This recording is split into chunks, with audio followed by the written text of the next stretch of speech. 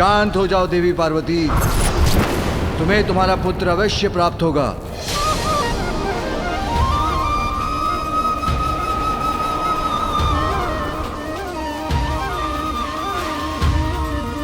इसलिए नहीं कि तुम संहार कर रही हो, किंतु इसलिए कि पुत्र प्राप्ति की तुम्हारी कामना अत्यंत प्रबल है।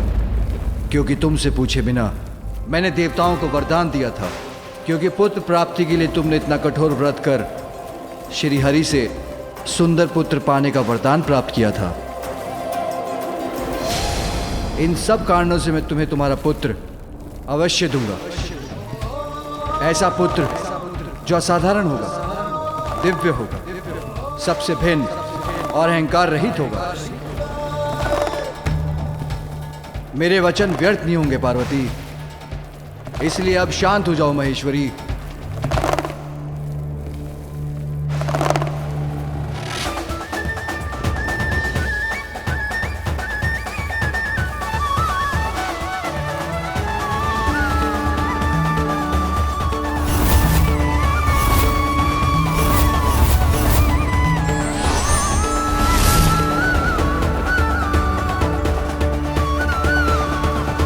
प्रतीत होता है माता का क्रोध शांत हो गया।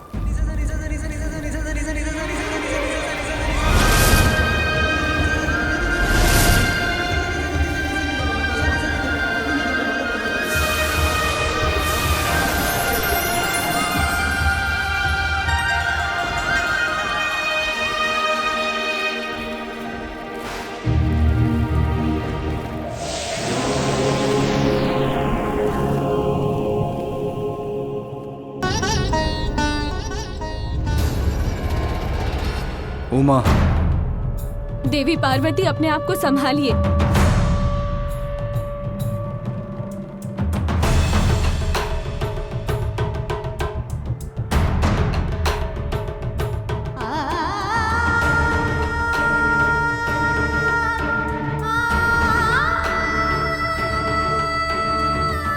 मुझे मेरे पुत्र को देखना है। उसे देखे बिना कैसे शांत हो सकती हूँ मैं? स्वामी, इस माँ पर इतनी कृपा कीजिए। अब अविलंब मेरे पुत्र को जीवित कर दीजिए।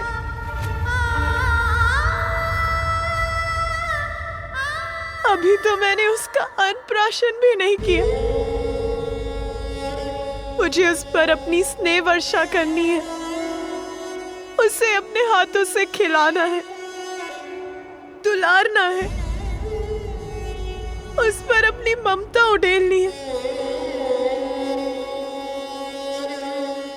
मैं आपसे विनती करती हूँ प्रभु, आप अपना वचन पूर्ण कीजिए। जीवित कर दीजिए मेरे पुत्र को,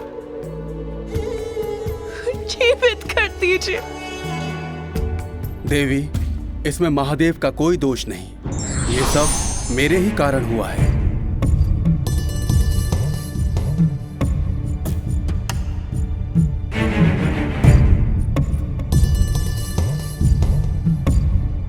आपका दोषी तो मैं हूं। इस घटनाक्रम का संपूर्ण दोष मेरा ही है। कैसे महर्षि कश्यप? इस सब से आपका क्या संबंध है? संबंध है माता, इसका मेरे शाप से ही गूढ़ संबंध है। बहुत समय पूर्व महादेव के दो परम भक्त थे, माली और सुमाली, और महादेव ने उन्हें अभयदान दिया था। वत्स, मैं तुम दोनों की भक्ति और तप से अत्यंत प्रसन्न हूं और तुम्हें अभय दान देता हूं। दिगंबराय तस्मै नकाराय नमः शिवाय। इसके पश्चात एक बार माली और सोमाली का सूर्यदेव के साथ युद्ध हुआ, जिस युद्ध में सूर्यदेव उनका वध करने के लिए तैयार हो गए। तब माली और सोमाली के अभयदाता महादेव को प्रकट होकर उनकी रक्षा करनी पड़ी। उन्होंने सूर्यदेव पर अपने त्रिशूल का प्रहार कर उन्हें मरणासन अवस्था में उनके रथ से नीचे गिरा दिया। तभी मैं सूर्य का पिता वहां पहुंच गया और मैंने अपने पुत्र सूर्य की देह को दीन अवस्था में पृथ्वी पर गिरा हुआ देखा। और तब रोष और संताप से प्रभावित होकर मैंने महादेव को एक अत्यंत अनिष्टकारी श्राप दिया कि जिस प्रकार आज आपके कारण मेरे समक्ष मेरा पुत्र मरणासन अवस्था में गिरा पड़ा है, उसी प्रकार आप स्वयं अपने पुत्र को अपने त्रिशूल से आहत करेंगे महादेव। उस समय मेरे पुत्र की मृत्यु तो नहीं होने दी महादेव आपने, किंतु मैं तो श्राप दे चुका था। वो स्थिर रहा जिसके कारण ही आज यहाँ ये सब घटा। किंतु हे महादेव, आप तो करुणा सागर हैं, सब जीवन के स्रोत हैं, इसलिए मेरी विनती स्वीकार कर मुझे दोष मुक्त कीजिए। अपने पुत्र को जीवित कर दीजिए महेश्वर। आप चाहें तो ये अवश्य संभव होगा। ऋषिवर, अब वही करने का प्रयास करने जा रहा हूं। अब मुझे आज्ञा दीजिए। प्रणाम महादेव। प्रणाम माता।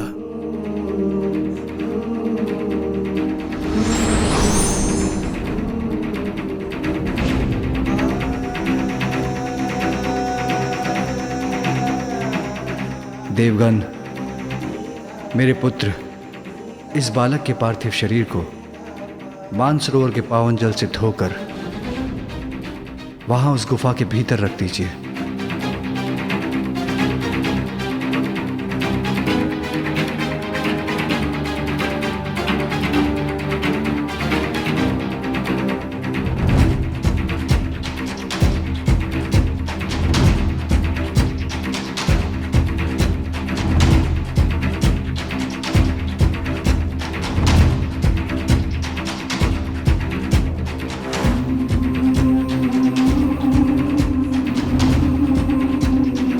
मुझ पर विश्वास रखिए देवी, इसी विधि से उसे मैं पुनर्जीवित कर सकूंगा।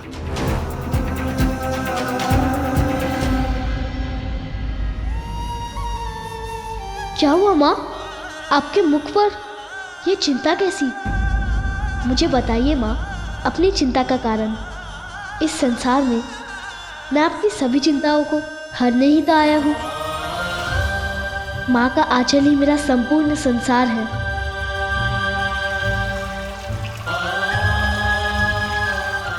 तुम ये क्या कर रहे हो पुत्र? अभी बताता हूँ माँ।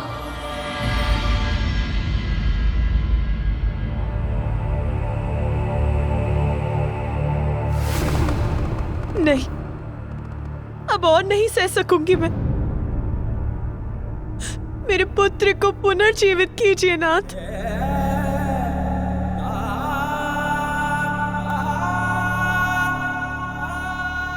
धैर्य रखो उमा। बिना शीश के मैं उसे जीवन नहीं दे सकता। मेरे त्रिशूल के प्रहार से उसका शीश सदा के लिए नष्ट हो चुका है, किंतु उसका भी उपाय है। उसका धड़ किसी और शीश से जोड़ना होगा।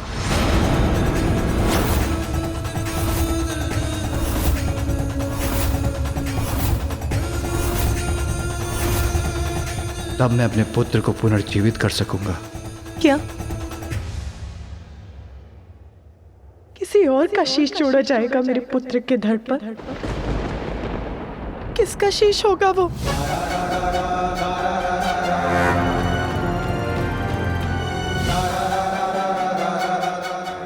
उत्तर दीजिए, किसका शीश दिया जाएगा मेरे पुत्र को?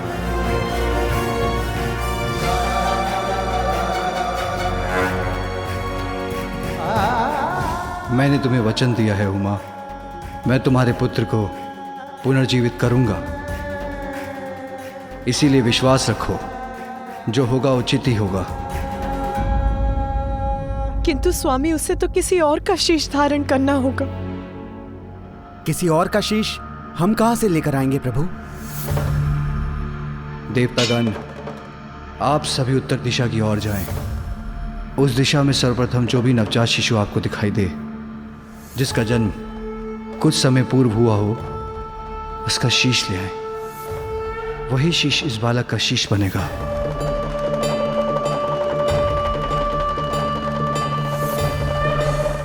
और ये कार्य करते समय दो बातों का अवश्य ध्यान रखिएगा। उसी नवजात शिशु का शीश लेकर आएं जो दक्षिण दिशा की ओर मुख कर लेटा हो,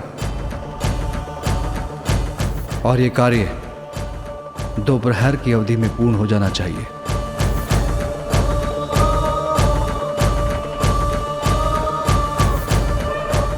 अन्यथा मैं अपने पुत्र को पुनर्जीवित करने में अक्षम बचूंगा।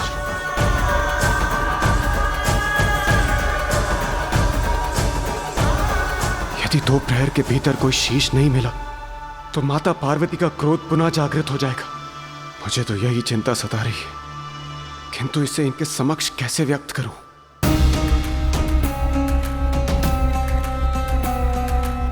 मात्र 2 प्रहर, बस इतना ही अवकाश है मेरे पुत्र के लिए शीश प्राप्त कर उसे पुनर्जीवित करने का। हम प्रयास तो कर सकते हैं इंद्रदेव, पर 2 प्रहर तो बहुत छोटी अवधि है।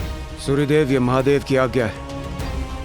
हमें उन पर विश्वास कर अति शीघ्र अपनी यात्रा प्रारंभ करनी चाहिए और अविलंब उत्तर दिशा की ओर प्रस्थान करना चाहिए।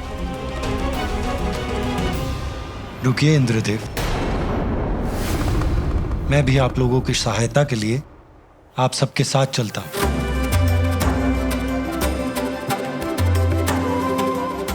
आप निश्चिंत रहिए देवी पार्वती। जिस प्रकार मैंने महादेव को गजासुर के उदर से मुक्त कराने का वचन निभाया था, उसी प्रकार मैं और समस्त देवगण अपने प्रयास से आपको निराश नहीं करेंगे।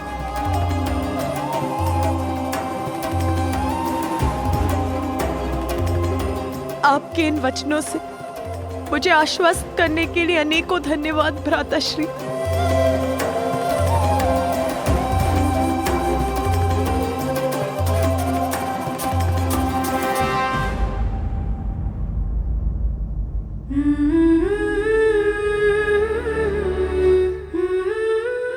मेरा पुत्र पुनर्जीवित हो जाए, इतनी ही इच्छा है मेरी। मुझ पर विश्वास रखो उमा।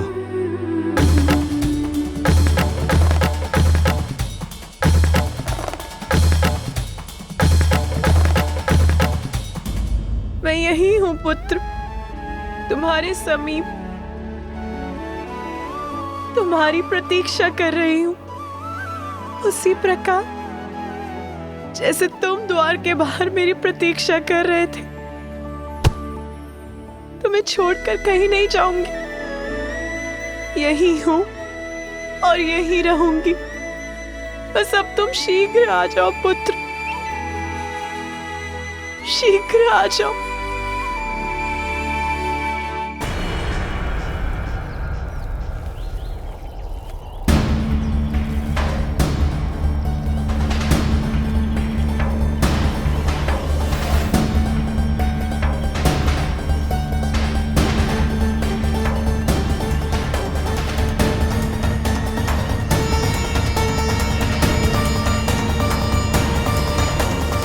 समय अत्यंत तीव्र गति से बीता जा रहा है और हमें अभी तक कोई नवजात शिशु नहीं दिखा।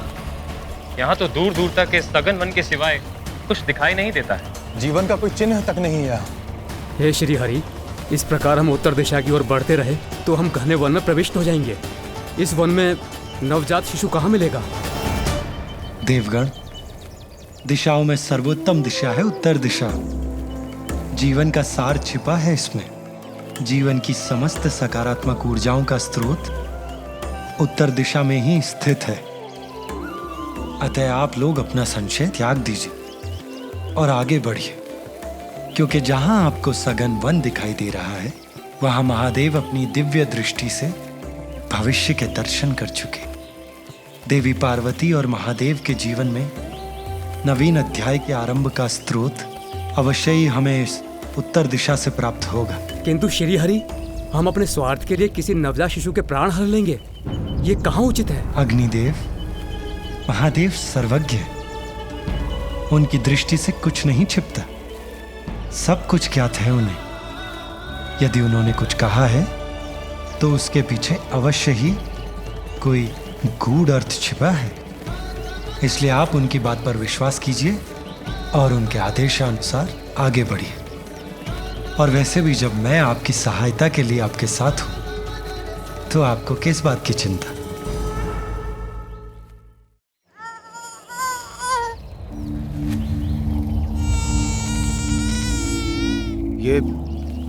ये शिशु क्रंदन का स्वर उस ओर से आ रहा है। हमें शीघ्र उस ओर चलना चाहिए।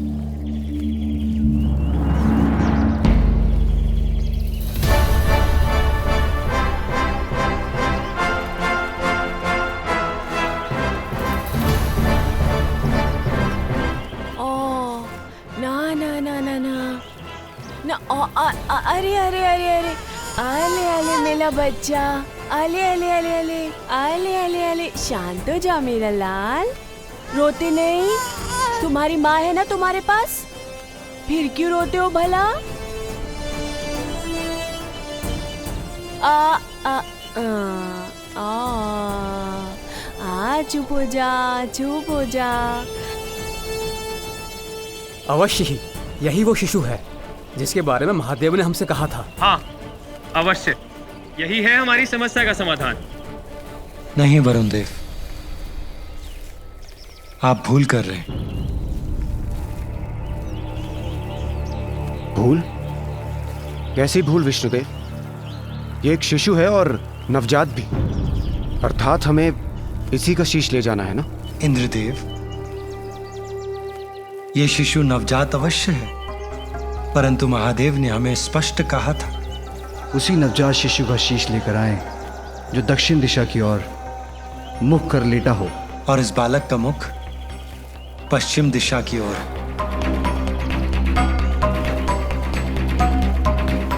अतः इसका शीश देवी पार्वती के पुत्र के लिए उपयुक्त नहीं है। महादेव ने हमें अवश्य भेजा है, किंतु अपने हृदय में उत्पन्न संशय को मिटा नहीं पा रहा हूं मैं।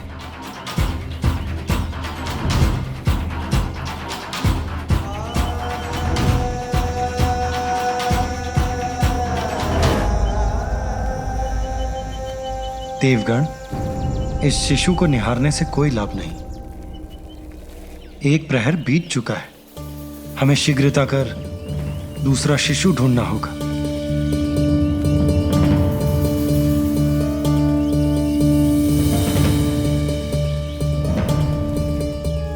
आइए देवगण।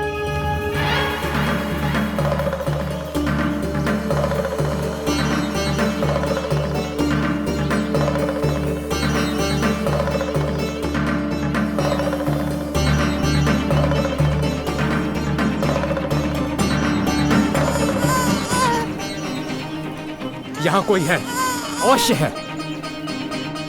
संभव है यही वो शिशु है जिसका शीश हम ढूंढ रहे हैं।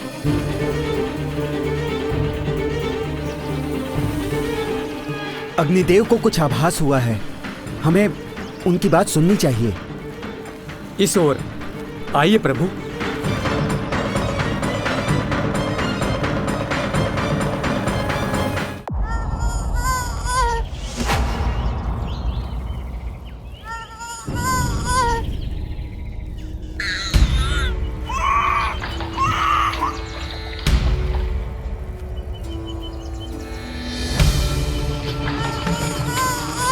विष्णुदेव, देखिए ये यक्षिणी और उसका शिशु। और कितना सुंदर है, माता पार्वती भी इसे देखकर अत्यंत प्रसन्न होंगी। आप सभी उत्तर दिशा की ओर जाएं। उस दिशा में सर्वप्रथम जो भी नवजात शिशु आपको दिखाई दे, जिसका जन्म कुछ समय पूर्व हुआ हो, उसका शीश ले आए।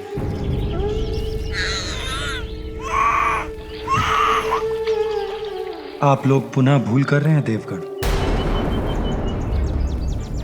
महादेव ने स्पष्ट कहा था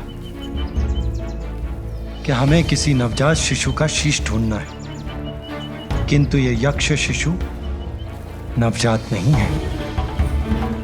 इसकी आयु 1 वर्ष के समीप है।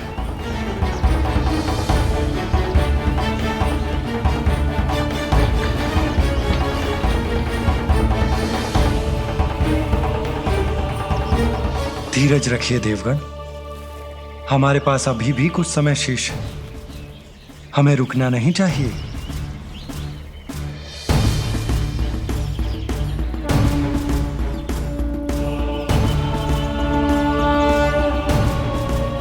आइए देवगण, आगे बढ़ते हैं।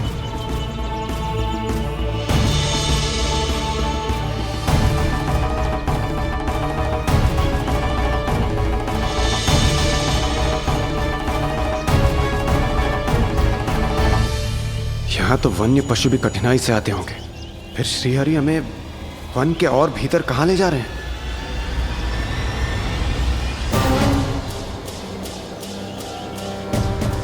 प्रभु श्रीहरि के साथ होते हुए भी मन में शंका उत्पन्न हो रही है। क्या हम किसी शिशु का शीश ढूंढ भी सकेंगे? यहाँ कहाँ मिलेगा कोई शिशु हमें?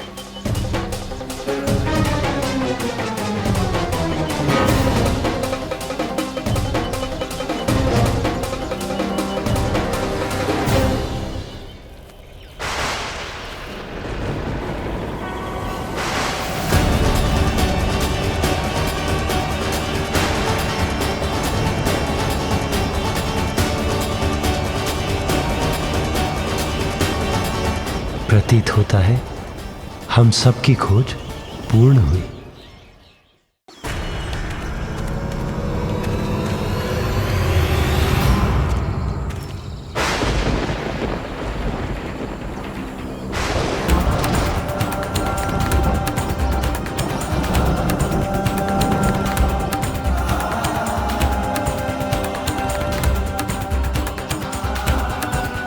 विष्णुदेव, ये गज? मात्र गज नहीं देवराजेंद्र, एक नवजात गज। प्रभु, ये क्या कह रहे हैं आप? इस गज शिशु का शीश ही माता पार्वती के पुत्र का शीश होगा? ये कैसे संभव है प्रभु? स्मरण कीजिए देवगण, महादेव ने ये तो नहीं कहा था कि हमें मानव शिशु का शीश ले जाना ही अनिवार्य है। महादेव के कथन के अनुसार सर्वप्रथम जो भी नवजात शिशु दक्षिण दिशा की ओर मुख करके लेटा अथवा बैठा हो, उस शिशु का शीश लेकर जाना है हमें। और ये गज शिशु नवजात भी है और इसका मुख दक्षिण दिशा की ओर भी।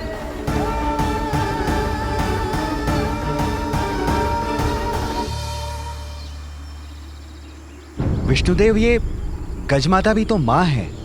जब ये निद्रा से जागेगी और अपने पुत्र को अपने समीप नहीं पाएगी तो इस माँ की भी क्रोधाग्नि जागृत हो जाएगी और तब ये भी भयंकर उत्पात मचाकर सर्वत्र विनाश करेगी। नहीं सूर्यदेव, शिशु के जन्म पर माता उस पर अपना वात्सल्य उड़ेलती है, उसे अपने तन से स्नेहपूर्वक लगाकर उसका पोषण करती है। पल भर के लिए भी उसे अपनी आंखों से ओझल नहीं होने देती। किंतु उसके विपरीत ये गज माता अपने पुत्र से दूसरी ओर मुख करके निद्रामग्न है, अर्थात उसे अपने शिशु का ध्यान भी नहीं। उसने तन और मन दोनों से शिशु का त्याग कर दिया है। और ये नवजात शिशु अपनी माता के समीप होकर भी इस संसार में सर्वथा एकाकी है। इसे एक मां की आवश्यकता है।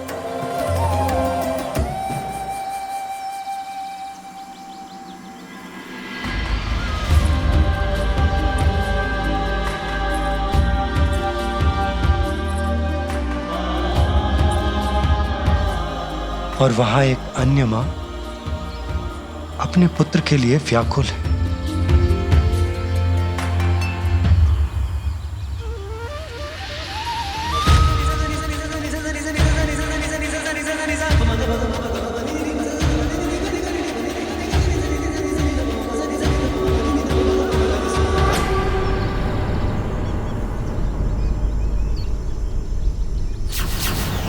इसके प्राणांत के बाद ये गज शावक मेरे धाम में स्थान पाएगा।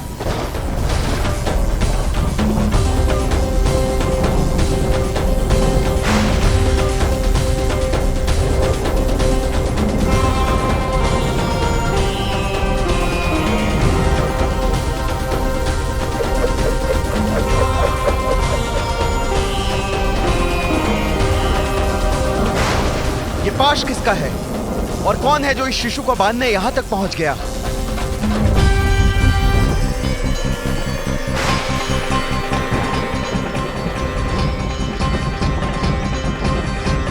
विष्णुदेव, देवराज और सभी देवगणों को मेरा प्रणाम।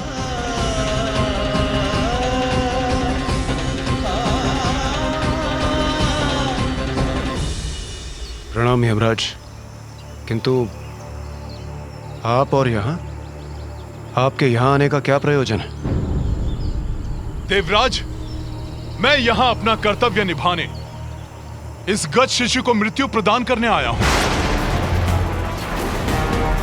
किंतु यमराज, महादेव ने तो हमें आदेश दिया है कि दक्षिण की ओर जिस नवजात शिशु का मुख हो उसका शीश हम उनके पास पहुंचा दें, जिसके अनुसार ये गज शिशु उनके लिए सर्वथा उपयुक्त होगा। यही तो महादेव की लीला है। इस गज शिशु को मात्र 1 दिवस की अल्पायु प्राप्त है। यमराज इसे मृत्यु देकर और हम इसका शीश लेने एक साथ यहां पहुंचे। अर्थात महादेव की यह इच्छा नहीं है कि हम किसी शिशु की आयु छीनकर उनके पुत्र को शीश प्रदान करें। जब इस गज शिशु की मृत्यु होने ही वाली है तो हमारे द्वारा इसका शीश ले जाने में कुछ भी अनुचित कहां है। इसे ही कहते हैं परमात्मा का न्याय।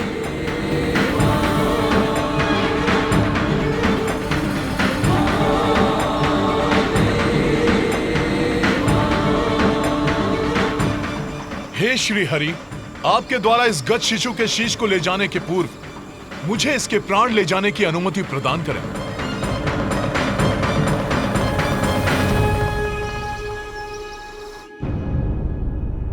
कितना समय बीत गया और मेरा पुत्र अभी भी निष्प्राण है। स्वामी,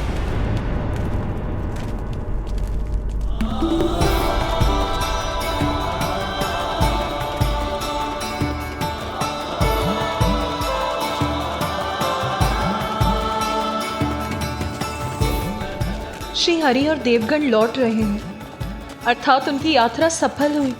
अब पुनः पा सकूंगी मैं अपने पुत्र को।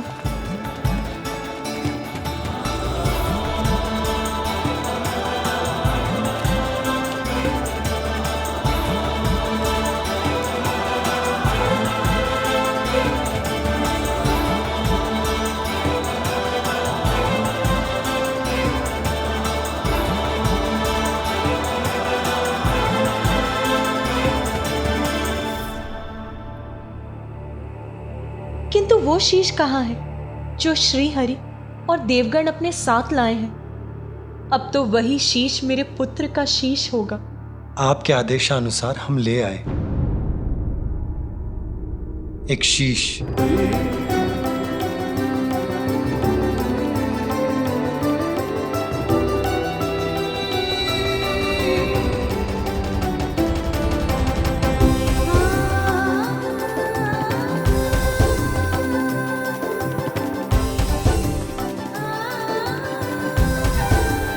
सूर्यदेव इस शीश को लेकर उस गुफा के भीतर जाएं, जहां हमारे पुत्र का पार्थिव शरीर स्थित है।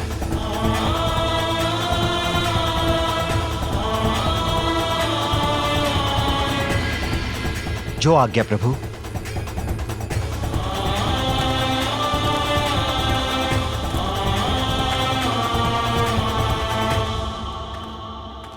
प्रभु, मुझे अभी भी एक शंका है। हम नवजात शिशु का शीश तो ले ही आए, किंतु उसे आपके और माता पार्वती के पुत्र के धड़ से कौन जोड़ेगा प्रभु? इंद्रदेव, देवराज होने के नाते इस प्रश्न का उत्तर तो आपको भी ज्ञात होना चाहिए। ये कार्य अश्विनी कुमार करेंगे देवराज। आपको तो ज्ञात ही है, वो अत्यंत निपुण शल्य चिकित्सक हैं। क्यों, उचित कह रहा हूं ना मैं? जी प्रभु। देवराज इंद्र को तो अवश्य ज्ञात होगा जब अश्विनी कुमारों ने ऋषि दधंग का शीश उनके धड़ से विलग करके उसे पुनः उनकी देह से जोड़ दिया था। ऋषि दधंग को ब्रह्म विद्या का गूढ़ ज्ञान प्राप्त था। ये वो वैदिक विद्या है जिससे देवता देवत्व के चरम तक पहुंच सकते हैं। देवराज इंद्र ने उनसे यही विद्या सीखने का प्रयास किया। मैं देवराज इंद्र हूँ और मैं यहाँ आपसे ब्रह्म विद्या सीखने आया हूँ, इसलिए ये विद्या मुझे सिखाने की कृपा करें। देवराज, ये विद्या तो केवल उन्हें ही सिखाई जा सकती है जो किसी भी अवस्था में इसका कोई दुरुपयोग ना करे। आप देवराज अवश्य हैं, किंतु मुझे यह विश्वास नहीं है कि यह विद्या आपको सिखाना संसार के हित में होगा। ऋषिवर! आपने देवराज इंद्र को यह विद्या सिखाने से मना किया। अगर यह विद्या मुझे प्राप्त नहीं हो सकती तो किसी और को भी नहीं दी जा सकती। ज्ञात रहे, यदि आपने अपने इस मुख से अपनी यह विद्या किसी और को सिखाई तो उसका भीषण परिणाम झेलने के लिए तैयार हो जाइए। मैं आपके शीश को आपके देह से विलग कर दूंगा। किंतु ऋषि दधंग ने इस विद्या को देवराज को देने से मना कर दिया। किंतु उसके कुछ समय पश्चात ही अश्विनी कुमार ऋषि दधंग से ब्रह्म विद्या सीखने के लिए पहुंचे। ऋषिवर, प्रणाम ऋषिवर। ऋषिवर, हम अश्विनी कुमार आपसे ब्रह्म विद्या सीखने के लिए आए हैं। इस विद्या का ज्ञान हमें हमारे कार्य में और कुशल बना देगा। यदि आपने अपने इस मुख से अपनी यह विद्या किसी और को सिखाई तो उसका भीषण परिणाम झेलने के लिए तैयार हो जाइए। मैं आपके शीश को आपके देह से विलग कर दूंगा। देवराज की चेतावनी को मुझे इन्हें संकेत द्वारा ही बताना होगा। आप किसी भी प्रकार की चिंता ना करें। हम शल्य चिकित्सा में इतने निपुण हैं कि शरीर से विलग कोई भी अंग को जोड़ने का सामर्थ्य रखते हैं। इस प्रकार ऋषिवर अपने मुख से अश्विनी कुमारों को ब्रह्म विद्या का ज्ञान नहीं देंगे, और यदि देवराज इंद्र कुपित होकर उनका शीश विलग करते भी हैं तो वो मात्र। किंतु देवराज इंद्र को इसकी सूचना प्राप्त हो गई और वो इससे अत्यंत कुपित हो उठे कि उनकी चेतावनी के बाद भी ऋषि दधंग ने अश्विनी कुमारों को ब्रह्म विद्या सिखाने का साहस किया। ऋषि दधंग! ऋषि दधंग!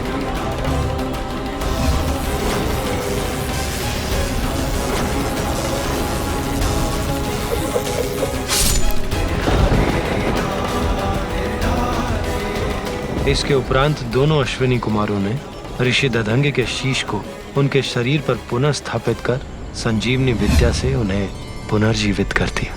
आप दोनों का कल्याण हो। आप दोनों ने मात्र मेरे जीवन की रक्षा नहीं की, अपितु मेरे धर्म को भंग होने से भी रक्षित किया है।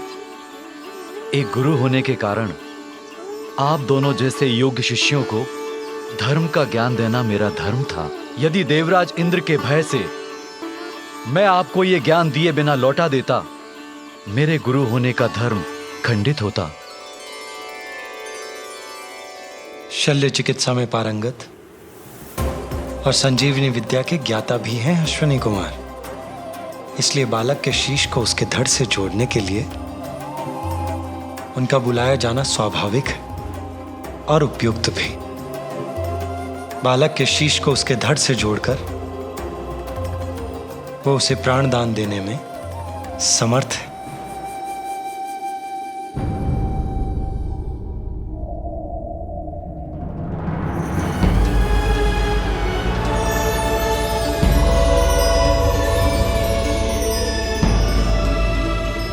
प्रणाम त्रिदेव।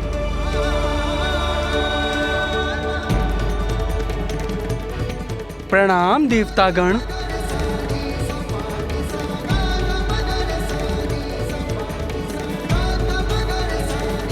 अश्विनी कुमार, मेरे कहने पर विष्णुदेव, इंद्रदेव एवं अन्य देव एक नवजात शिशु का शीश लेकर आए हैं। आप औषधियों के देवता हैं, इसीलिए आप ही मेरे पुत्र के तन से इस शीश को जोड़ने में सक्षम हैं। यह हमारा सौभाग्य होगा महादेव। अब आप अपना कार्य आरंभ करें।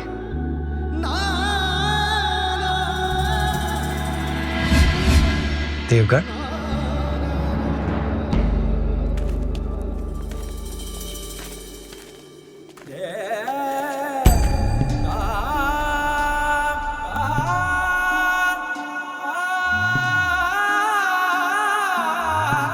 निश्चिंत रहो पार्वती, कुछ ही समय में तुम्हारा पुत्र पुनः तुम्हारे साथ होगा।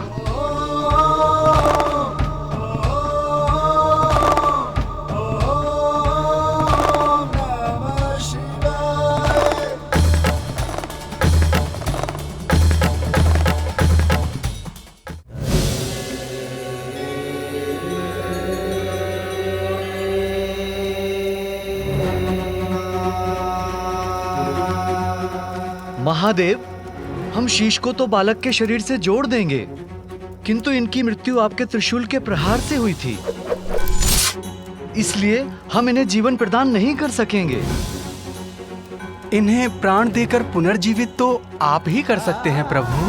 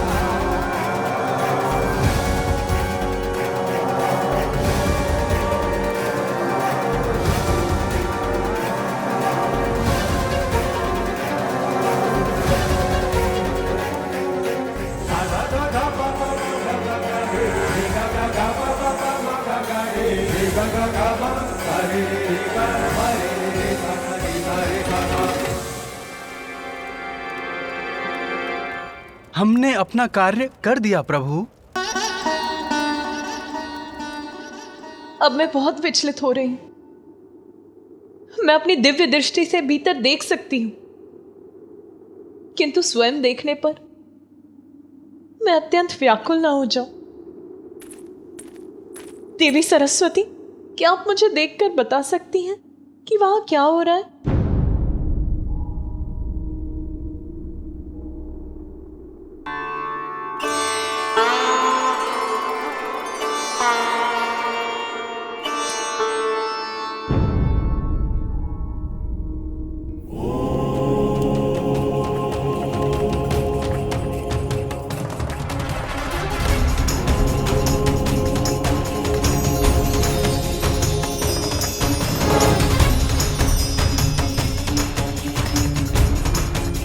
देवी पार्वती, महादेव आपके पुत्र को प्राण दे रहे हैं।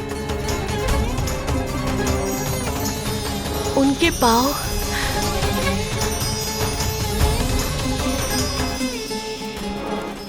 और अब अब उनका उदर जीवन से स्पंदित हो रहा है।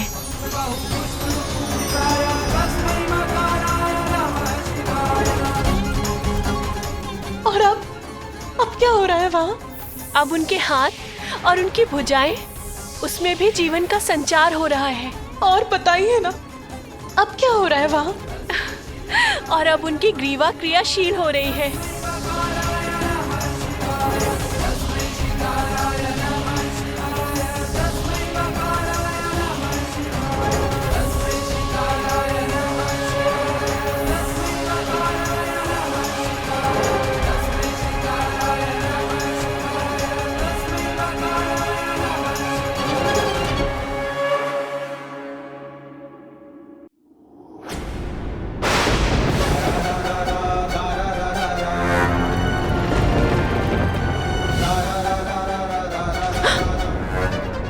क्या हुआ? आपने अपनी दिव्य दृष्टि क्यों हटा ली? आप मुझे कुछ बता क्यों नहीं रही? वो देवी पार्वती, जैसा मैंने कहा, महादेव आपके पुत्र को प्राण दे रहे हैं। नहीं, कुछ तो है जो देवी सरस्वती मुझे नहीं बता रही। मैं स्वयं जाकर देखती हूँ।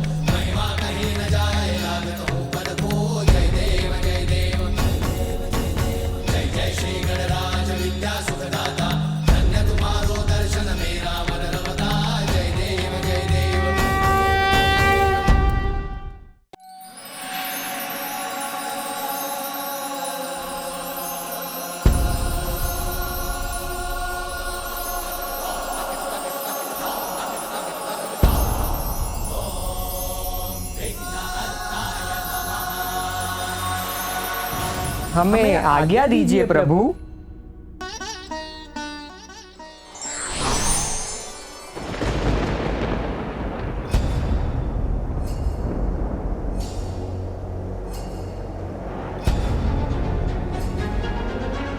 ज्ञात नहीं पार्वती की क्या प्रतिक्रिया होगी जब वो अपने पुत्र को इस नवीन शीश के साथ देखेगी।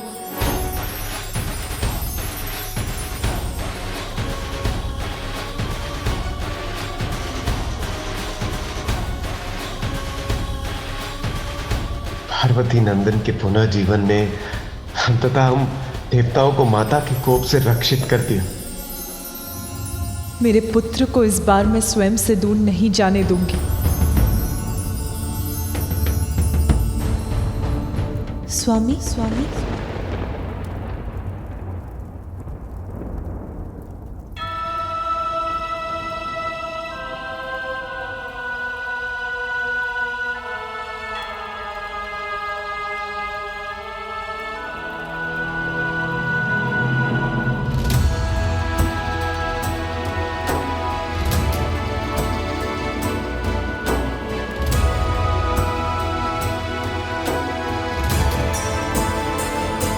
आशा करता हूं कि देवी पार्वती की पीड़ा समाप्त हो जाएगी।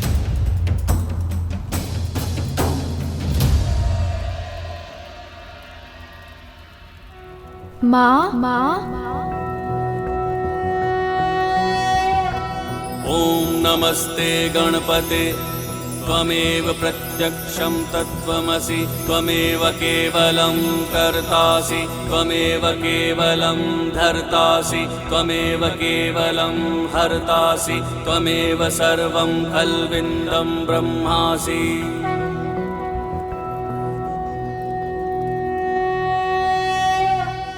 पुत्र पुत्र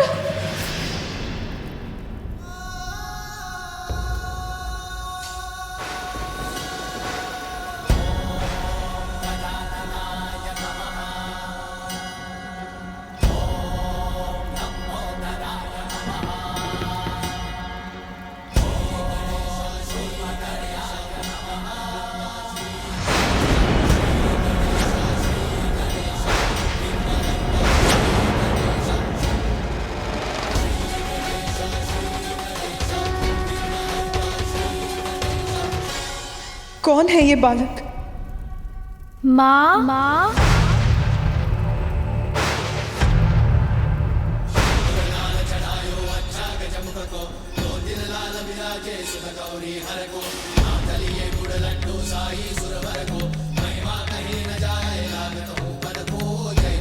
ये कौन विचित्र गजमुख बालक है जो मुझे माँ कहकर पुकार रहा है?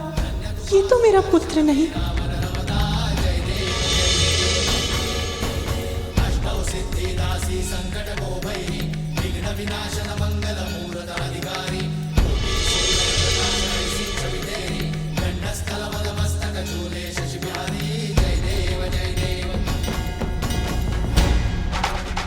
मेरे पुत्र का सुंदर मुखड़ा तो मेरे हृदय में बसा है, जिसे मैंने ही अपनी कल्पना से बनाया था। फिर ये बालक कौन है?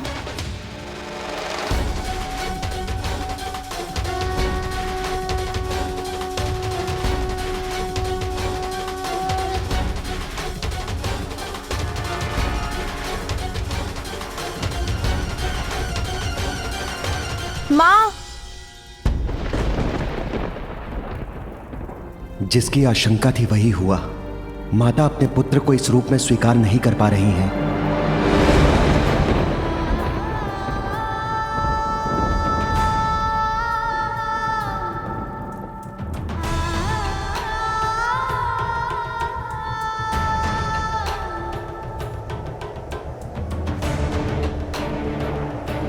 देवी पार्वती इस प्रकार लौट क्यों गई? क्या हो गया है उन्हें?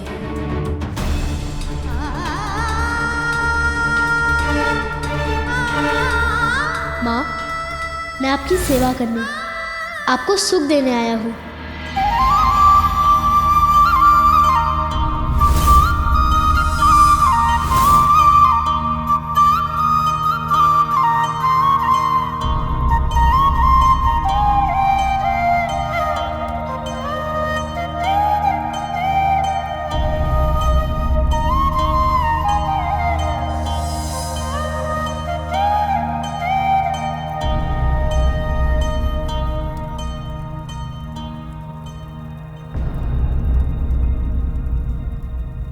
स्वामी,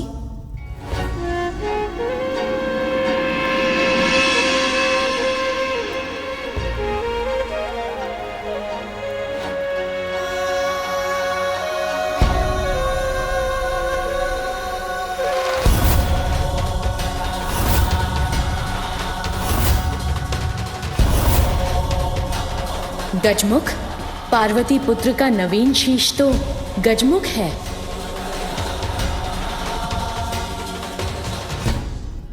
नहीं नहीं, ये अवश्य स्वामी की कोई लीला है।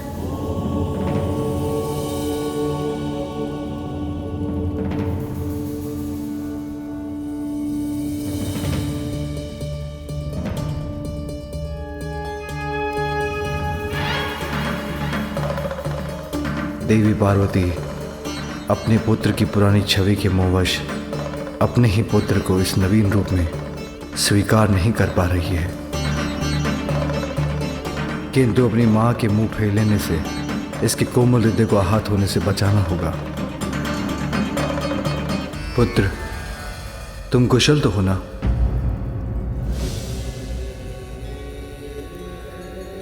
आप?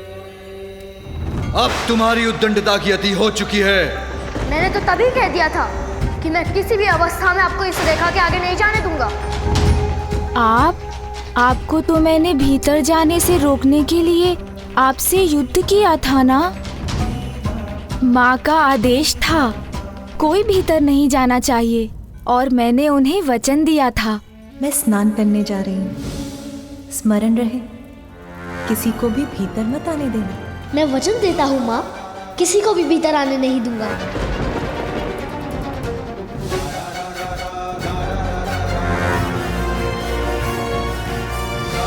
मैंने अपना वचन निभाया माँ। मैंने इन सभी को बहुत समझाया, किंतु ये तो अपने हठ पर अड़े थे।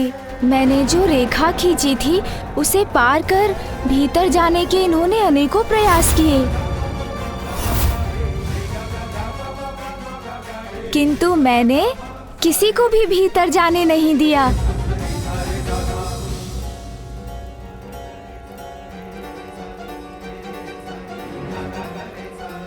जब आपने मुझे कहा था कोई भीतर नहीं आना चाहिए, तो फिर कैसे जाने देता मैं इन्हें?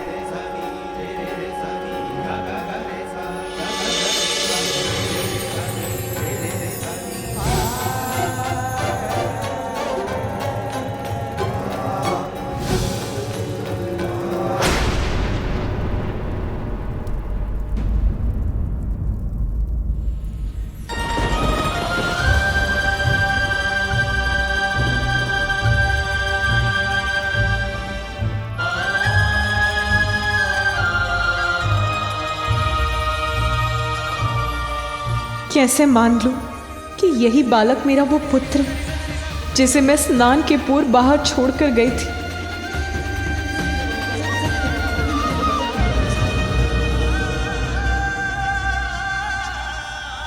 पुत्र, तुम जिनसे युद्ध कर रहे थे वो सभी तुम्हारे अपने ही थे, किंतु अहंकारवश तुम किसी को पहचान ही नहीं सके।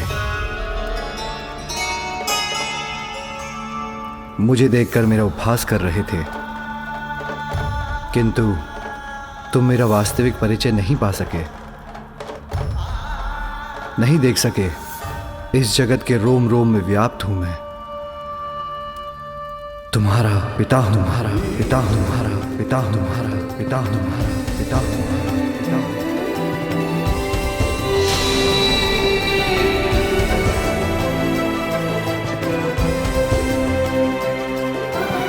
मेरे पिता? आप हैं मेरे पिता? पिता, संपूर्ण जगत मुझे जगत पिता कहकर पुकारता है, किंतु इस बालक के मुख से पिता पुकारा जाना तो मेरे लिए भी कितना सुखदायी है।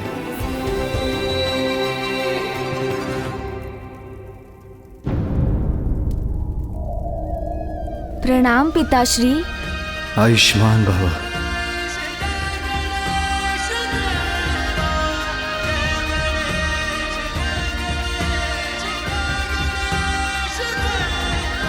उठो पुत्र।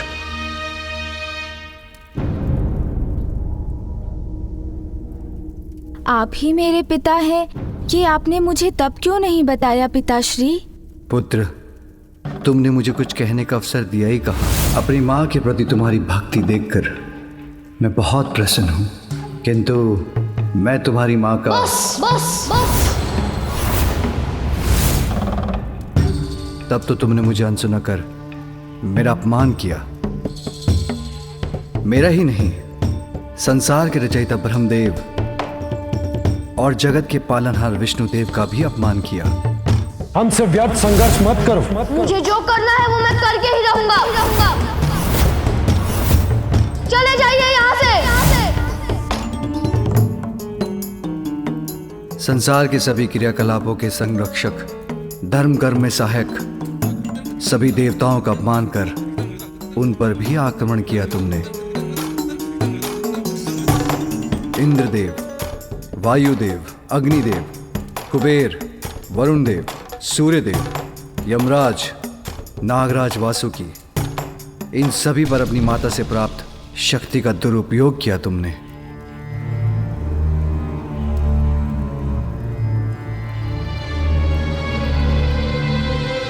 तुम्हारे अहंकार के कारण। यही कारण था पुत्र कि मैं तुम्हारा शीश तुम्हारे शरीर से विलग करने पर विवश हो गया।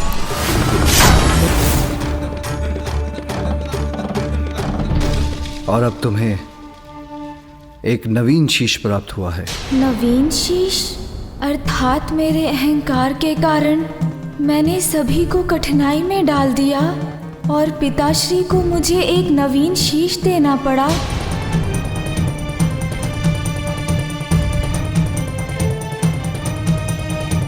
पिताश्री, मुझसे बहुत बड़ी भूल हुई। मुझे ऐसी उद्दंडता नहीं करनी चाहिए थी। उसके लिए मैं आप सभी से क्षमा मांगता हूँ। और पिताश्री, अहंकारवश आपका अपमान करने के लिए आपसे भी क्षमा याचना करता हूँ।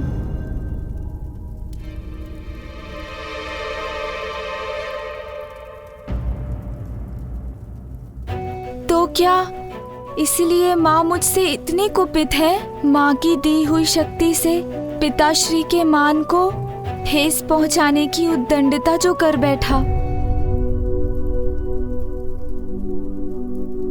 किंतु माँ देखिए ना, अब तो मैं उद्दंड भी नहीं रहा। अपना अहंकार भी त्याग दिया मैंने और जो भूल मैंने की उसके लिए सभी से क्षमा याचना भी कर ली। अब आप भी मुझे क्षमा।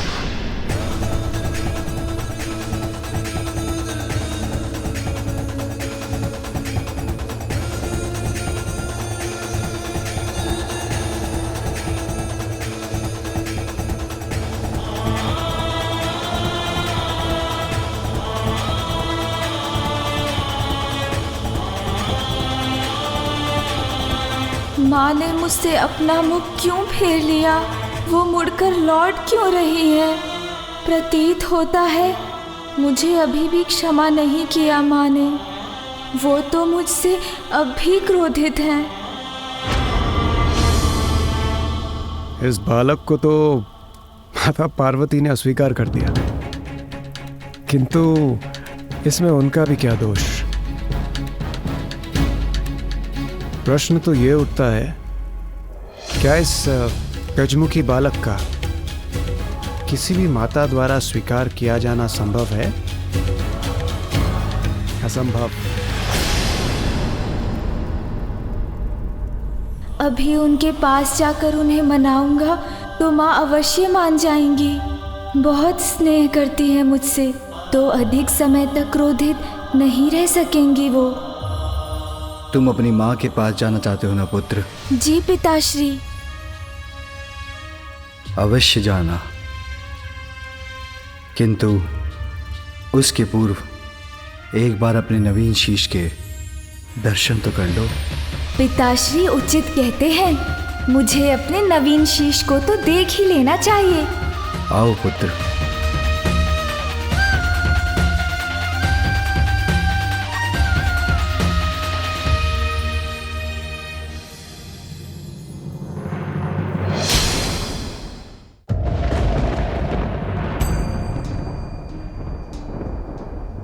इस सरोवर के जल में अपना प्रतिबिंब देख लो। आगे बढ़ो।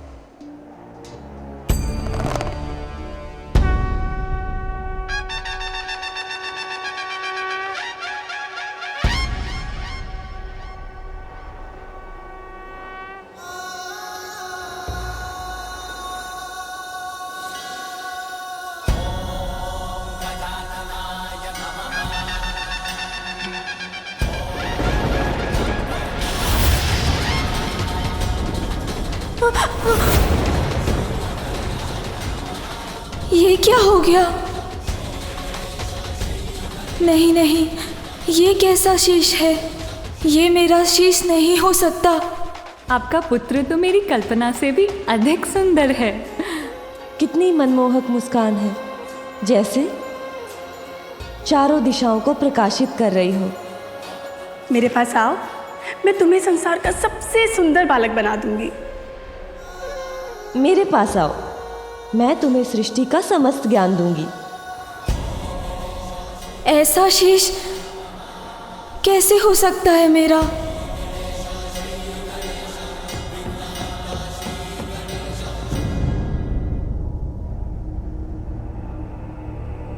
मेरा ये मुख पृष्ठ, मेरे ये बड़े बड़े कान और ये सूंड तो गज धारण करते हैं ना पिताश्री।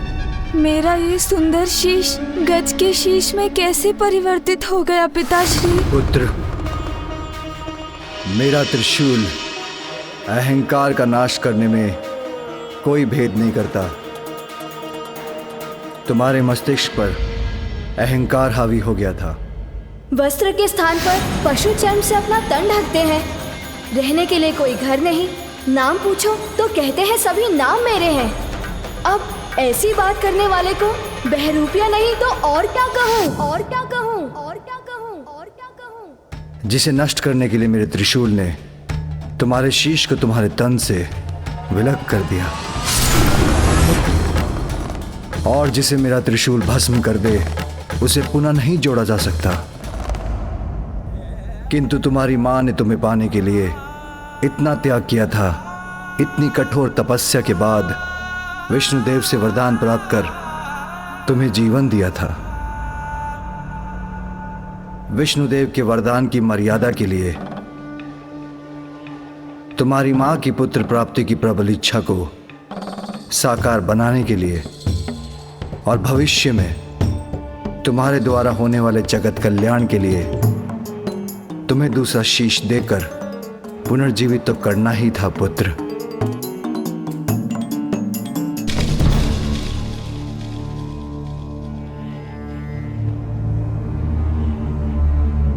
किंतु उसके लिए हमें गज शिशु का ही शीश प्राप्त हुआ। अपनी माँ के लिए तो मैं संसार का सबसे सुंदर बालक हूँ।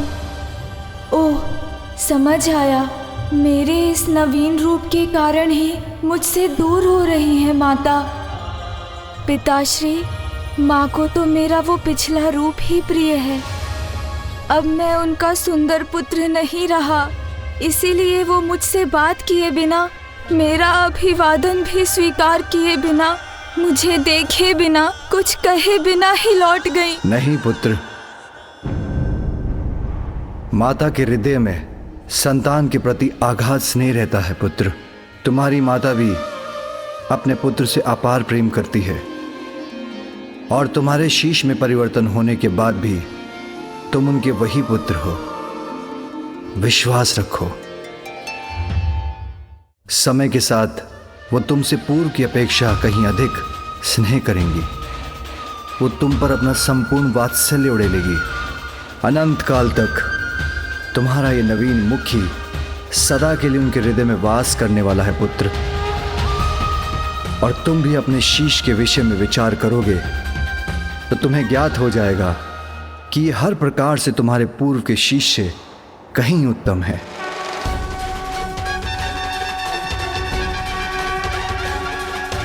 उचित है पिताश्री, मैं अवश्य विचार करूंगा।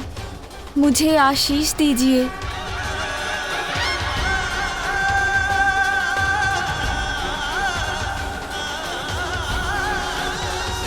प्रणाम पिताश्री। आयुष्मान भव। पिताश्री, यदि आपकी अनुमति हो तो मैं अब जाकर माँ से मिल लूं? अवश्य। जीवन समर्पित है तुझको माता, सांस सांस अर्पित है। अब मुझे अपनी माता को मनाना ही होगा।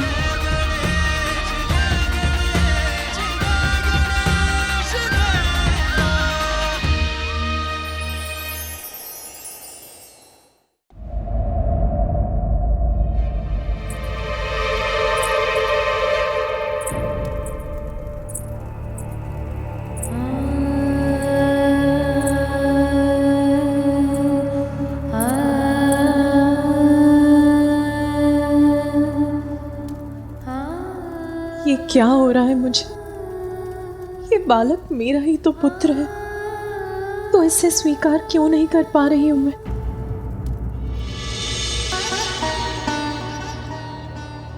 मैं चिंतित हूं महादेव। देवी पार्वती ने अभी तक अपने पुत्र को नहीं अपनाया है।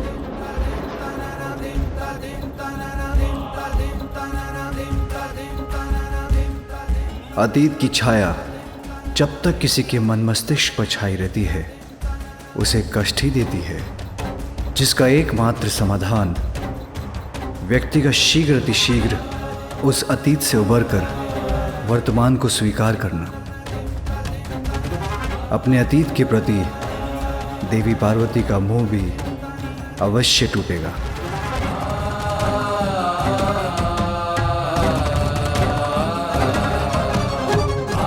जब उनका वर्तमान इसके लिए उन्हें विवश कर देगा।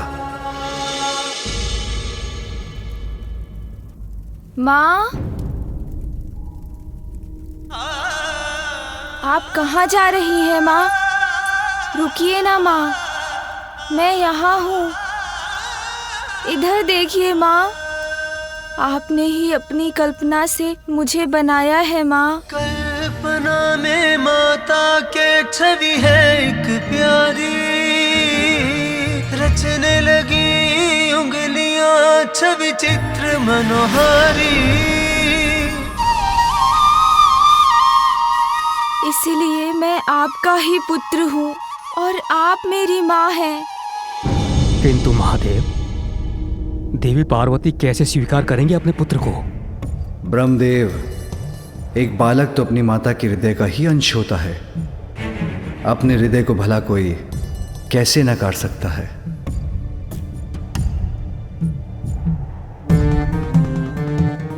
अभी अतीत के प्रभाव से भ्रमित हैं देवी पार्वती, किंतु एक बार ये भ्रम के मेघ छटेंगे तो उन्हें वर्तमान स्पष्ट रूप से दिखाई देगा। वो अपने पुत्र को इस रूप में पूर्व से कहीं अधिक स्नेह देंगी।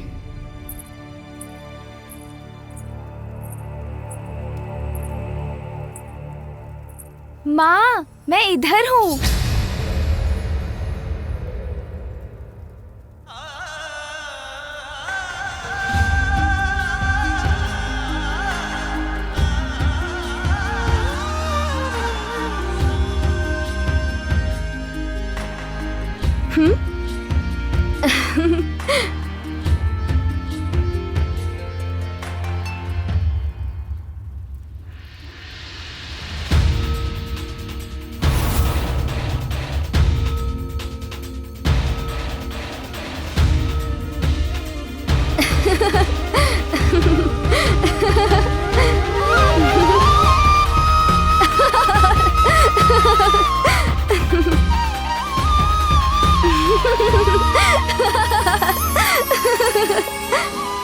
माँ, इधर देखिए।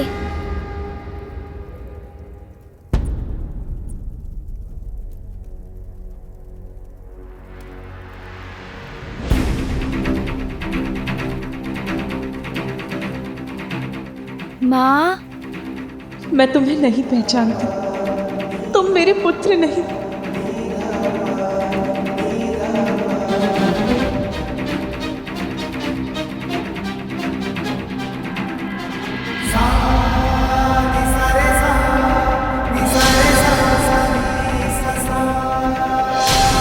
माँ मुझसे दूर क्यों जा रही हैं? हमारा कार्य तो पूर्ण हो गया, फिर हम यहाँ रुके क्यों हैं? मेरे विचार से अब हम देवताओं को प्रस्थान करना चाहिए। नहीं इंद्रदेव, अभी वो समय नहीं आया है। यदि मैं आपके स्थान पर होता तो यहां से जाने का विचार तब तक नहीं करता जब तक कि देवी पार्वती अपने पुत्र को गजमुख के साथ स्वीकार नहीं कर लेती। क्योंकि यदि उनकी क्रोधाग्नि पुनर्जागृत हो गई और उन्होंने अपना रौद्र रूप धारण कर लिया तो आप सभी पुनः संकट में आ जाएंगे। मेरे स्वामी उचित कह रहे हैं। हम सबको देवी पार्वती की सहायता के लिए यहाँ उपस्थित रहना चाहिए। जैसे आपकी आज्ञा प्रभु। नहीं नहीं, मेरा पुत्र तो। माँ,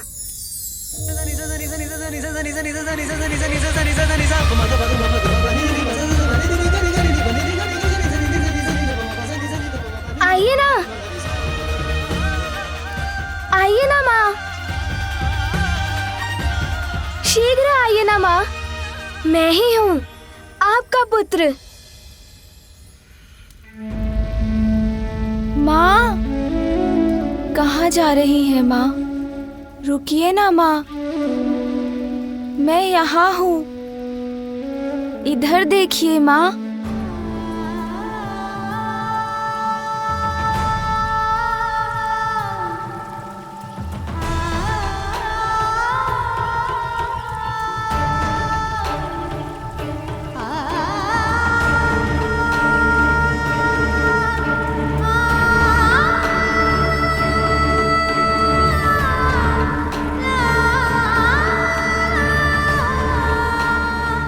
माँ, मुझे आप एक लोरी सुनाकर सुला दो ना।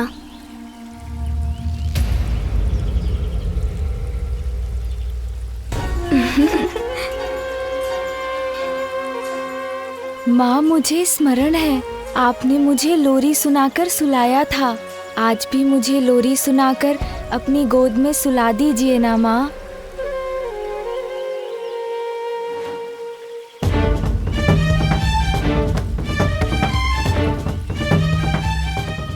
नहीं नहीं, मेरा पुत्र तो। माँ,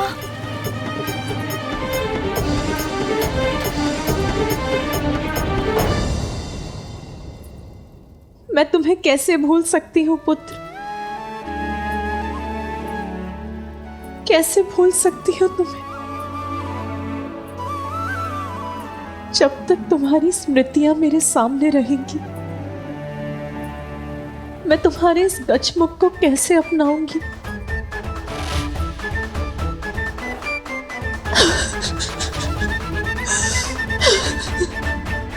मेरे अनुसार नेत्र पिता के हैं, किंतु इनकी सौम्य और मन भावन मुस्कान आपकी है देवी पार्वती।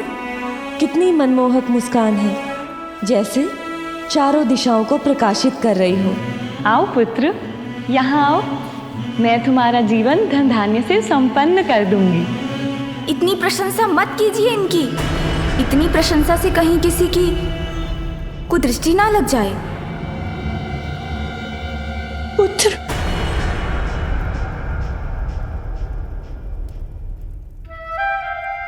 कुदृष्टि तो तुम पर पड़ी गई पुत्र।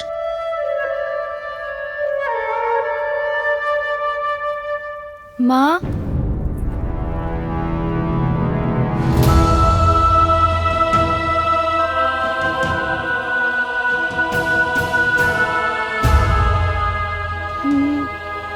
नहीं, ये अनर्थ होना ही नहीं चाहिए था।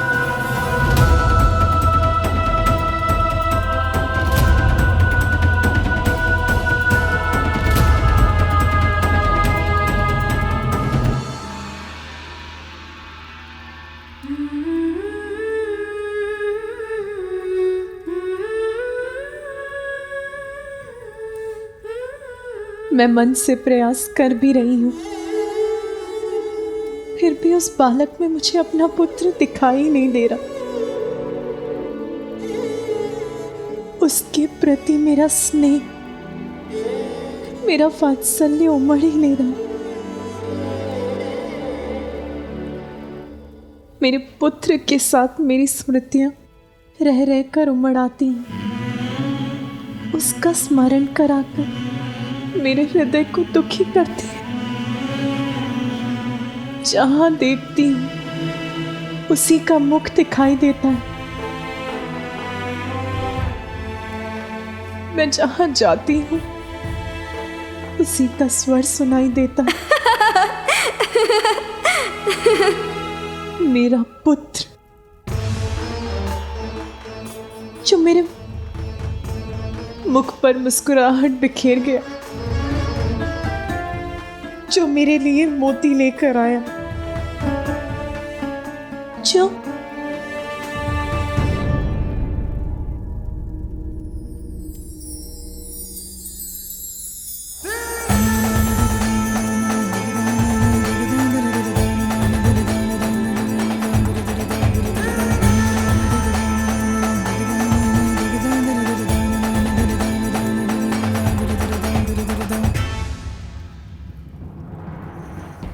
माँ,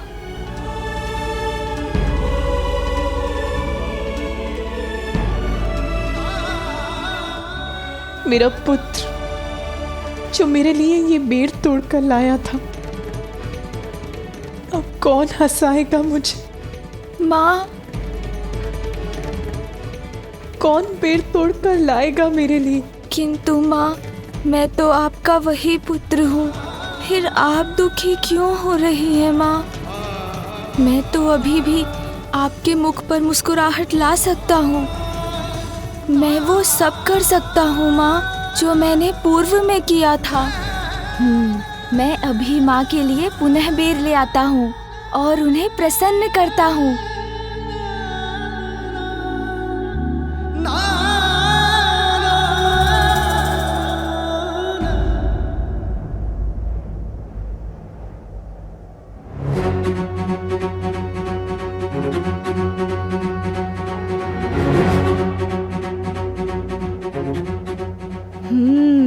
यहीं से तोड़कर वो बेर मैं ले गया था।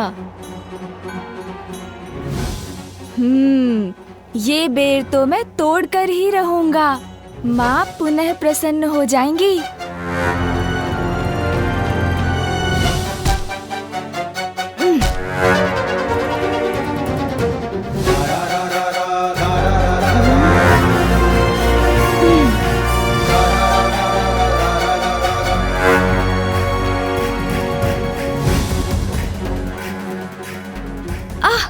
मेरे नवीन कान जी, आप ऐसी तीव्रता से फड़फड़ाएंगे तो मेरा ध्यान भटक जाएगा।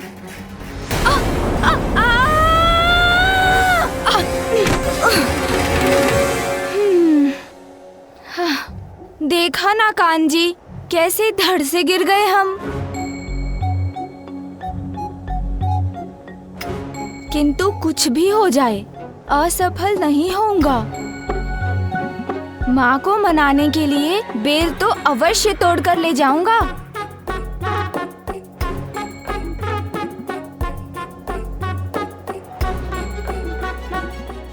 कान जी, अभी हमारा एक दूसरे से उचित परिचय तो नहीं हुआ है, फिर भी हम तो एक ही हैं, तो मेरी सहायता कीजिए। इतना तीव्र मत फड़फड़ाया कीजिए।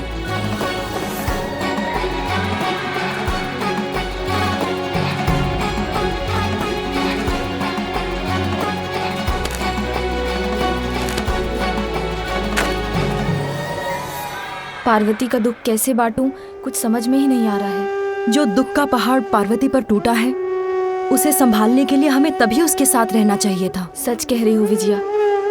उस बालक को देखकर अपने अशांत मन को शांत करने के लिए हम तो इतनी दूर निकल आई हैं, परंतु हमें अविलंब ही पार्वती के पास पहुंचना होगा।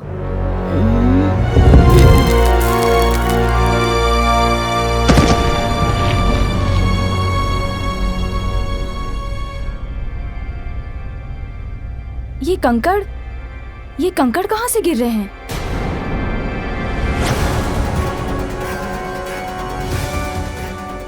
अरे बालक, वहाँ कहाँ चढ़ रहे हो? क्या करने का प्रयास कर रहे हो तुम? अरे बालक, नीचे आओ, चोट लग जाएगी। मुझे लगता है हमें अतिशीघ्र पार्वती के पास पहुंचकर ये बताना चाहिए। ये बालक, चलो।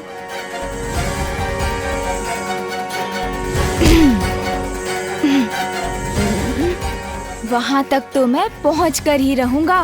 बेर तोड़कर ले जाऊँगा तो माँ पुनः मुझसे प्रसन्न हो जाएंगी।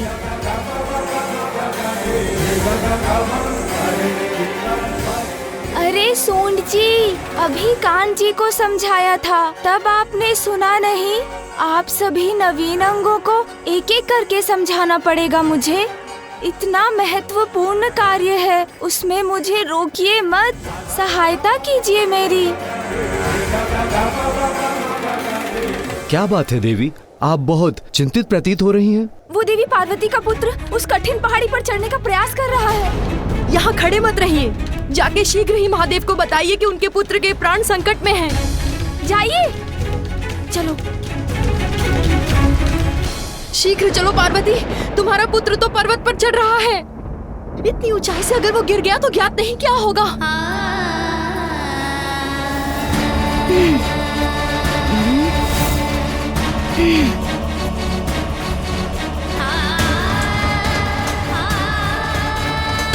बस अब तो मैं वहां पहुंचने ही वाला हूँ।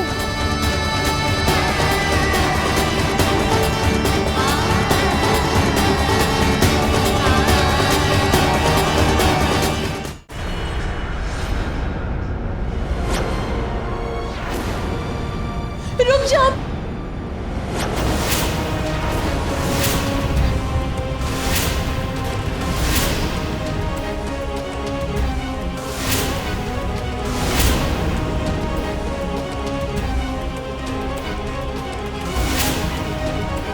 तुम वहां ऊपर क्या कर रहे हो? नीचे उतरो। गिर गए तो? कहीं पैर फिसल गया तो? पुत्र!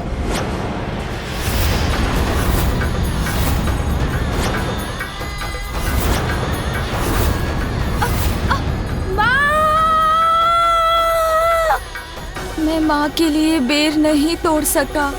माँ!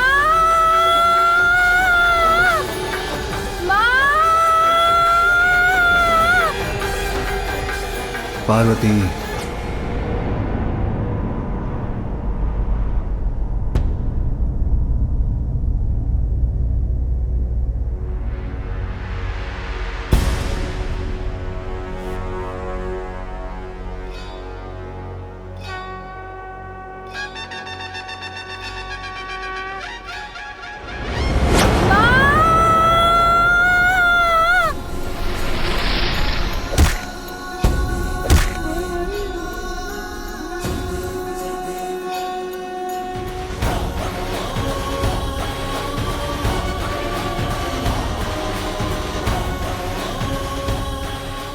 गिरने से तो बच गया, किंतु अभी भी उस पर संकट छाया है। वहीं अधर में लटका है वो। माँ, इधर देखिए ना माँ, कुछ भी तो नहीं हुआ मुझे। मैं तो पूर्ण रूप से सुरक्षित हूँ माँ।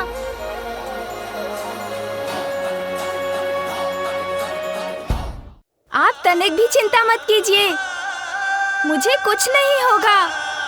मैं तो आपके साथ रहने आया हूँ माँ, आपसे बिछड़ने के लिए नहीं। अभी किसी प्रकार सुरक्षित नीचे उतर आए। अरे वाह सोन जी, मुझे गिरने से तो बचा लिया आपने, किंतु अब माँ देख रही हैं, इसलिए अभी मुझे शीघ्रता से अपना कार्य पूर्ण करना होगा।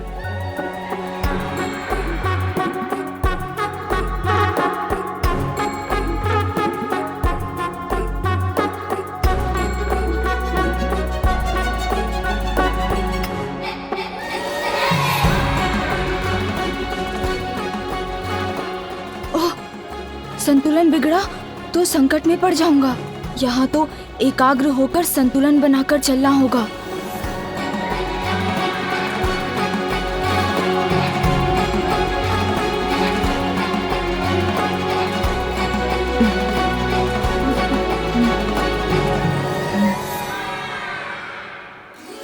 लो, यहाँ तक तो पहुँच गया। अब एक बार पुनः ऊपर जाता हूँ। स्वामी, ये पुनः ऊपर क्यों चढ़ रहा है? आप उसे रोकने के लिए कुछ कर क्यों नहीं रहे? कुछ कहिए स्वामी, कुछ करिए। उसे किसी प्रकार से सुरक्षित नीचे लौटा लाइए। महादेव, देवी पार्वती अपने पुत्र को लेकर चिंतित है और उसकी रक्षा की गुहार लगा रही है, इसलिए आप इस तरह शांत ना रहिए। कुछ कीजिए महादेव और इस बालक को ऊपर चढ़ने से रोकिए। श्री हरि नारायण, संसार की प्रत्येक घटना के समान यहाँ जो घटित हो रहा है उसके पीछे भी एक बहुत बड़ा कारण है और इसका परिणाम भी निश्चित ही है। उसका विचार कीजिए और बताइए, क्या माँ और पुत्र के बीच जो यहाँ हो रहा है उसे मेरे हस्तक्षेप के बिना होने देना क्या उचित नहीं? ध्यान से पुत्र।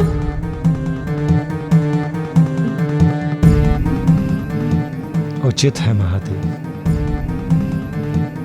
उचित है।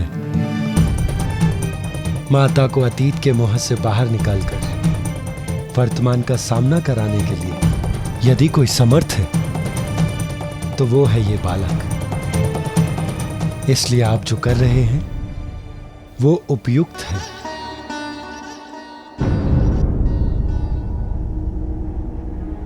ये कैसा हट है? ये फिर ऊपर क्यों चढ़ रहा है? हाँ, यही तो है वो बेर जो माँ को प्रिय है।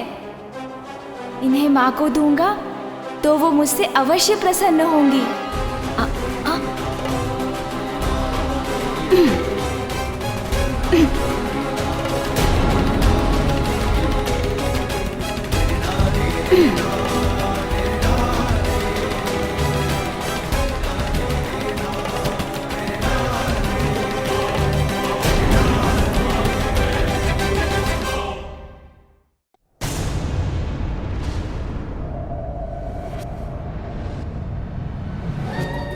हाँ, यही तो है वो बेर जो माँ को प्रिय है। अच्छा सून जी, समझ गया। और भार पड़ा तो ये डाल टूट जाएगी, फिर तो हमें ये बेर मिलकर ही तोड़ने होंगे।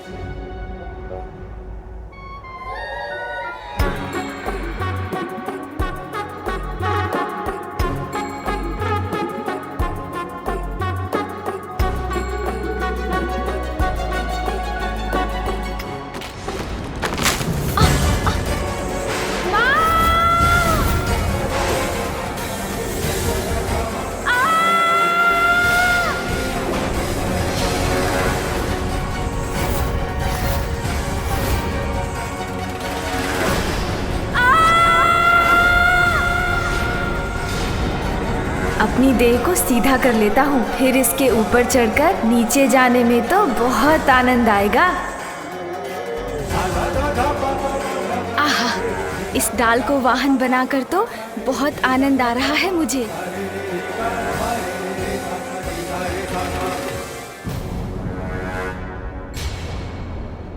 अरे, अब ये शिला कहाँ से आ गई? मुझे इससे बचने के लिए तो कुछ करना होगा।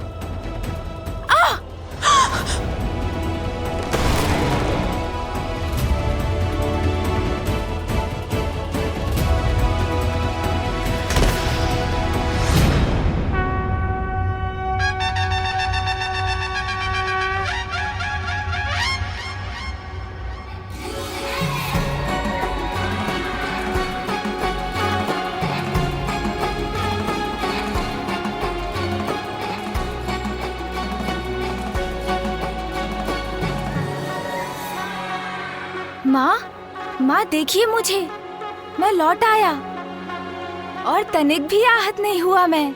देखिए ना माँ।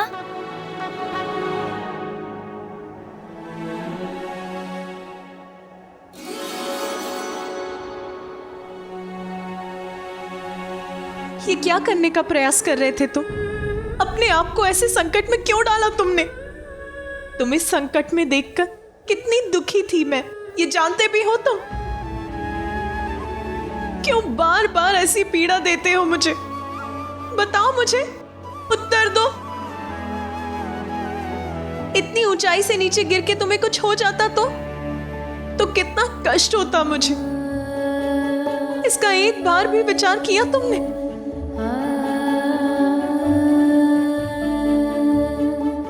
माँ तो सदैव माँ ही रहती है। संतान के प्रति उसका स्नेह कभी कम नहीं होता। देवी पार्वती को अभी आभास नहीं है, किंतु उनका पुत्र प्रेम अधिक समय तक छिपा नहीं रह सकेगा। माँ, मैं तो आपके लिए कुछ लेने गया था। मेरे लिए? अच्छा दिखाओ मुझे, क्या लेने गए थे? दिखाओ क्या है तुम्हारे हाथ में? माँ, मैं तो आपके लिए बेर लेने गया था।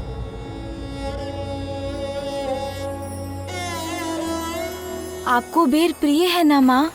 जीवन समर्पित है तुझको माता, सांस सांस अर्पित है तुझको माता, सांस सांस अर्पित है तुझको माता।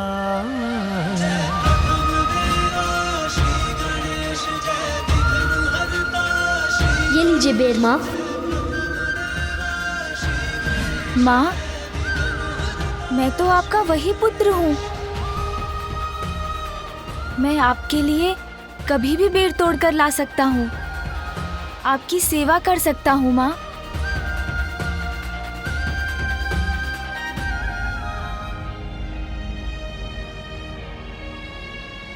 माँ, आपके नेत्रों में अश्रु, आप दुखी हो रही हैं माँ।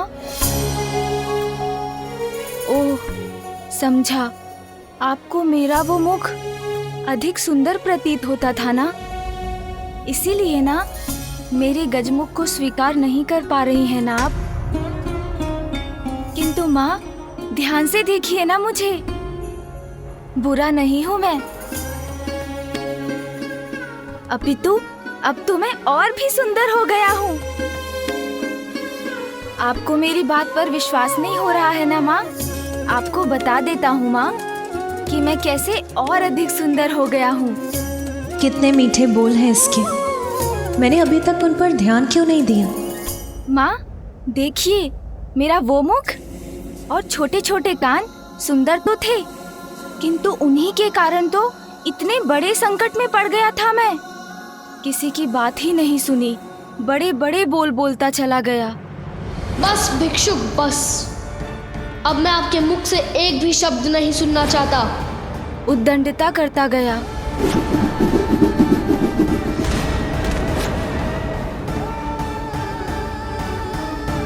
और पिताश्री को वो मेरा अहंकार से भरा शीश नष्ट करना पड़ा।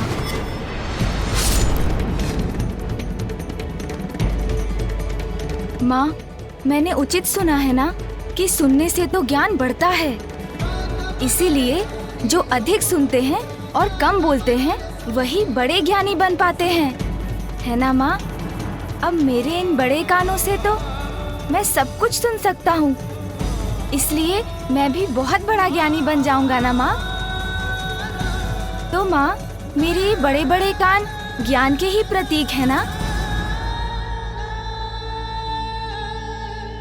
मेरे मुख पर तो वैसे ही सूंड रूपी ताला पड़ गया है, जो मुझे कम बोलने के लिए प्रेरित करता है। इसलिए मैं अब आवश्यकता से अधिक बोल ही नहीं सकता। अरे, इतनी अल्पायु में ही ये तो इतना बड़ा ज्ञानी बन गया, कैसी बुद्धिमानी की बातें कर रहा है। और हाँ माँ, मेरे ये नेत्र तो बड़े ही अद्भुत हैं। इनसे मैं सब कुछ बड़ी सूक्ष्मता से देख पाता हूँ, इसलिए अब मेरे लिए सत्य और असत्य का भेद करना बहुत ही सरल हो गया है।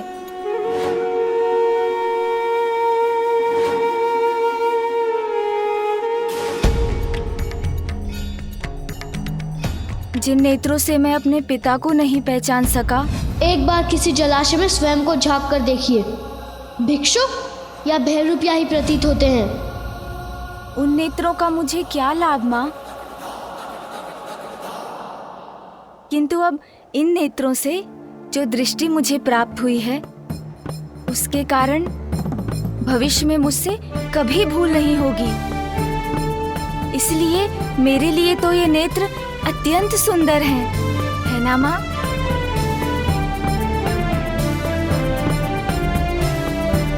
क्योंकि मेरे ये गज नेत्र तो सूक्ष्मता के प्रतीक हैं।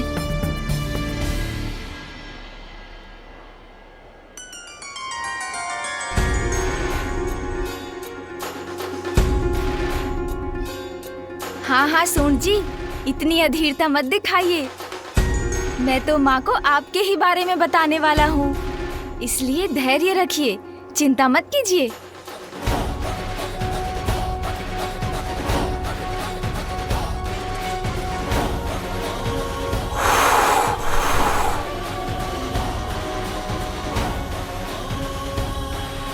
देखा ना माँ आपने, कैसे मेरी सूंड ने इन बेर पर से धूल हटा दी। जो बुरा है उसे हटाकर अच्छे को अपनाने में मेरी सहायता करती है मेरी सूंड।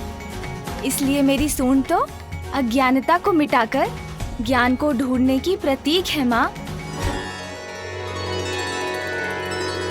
सत्य कहते हो, बड़ी मनोहर है तुम्हारी सूंड।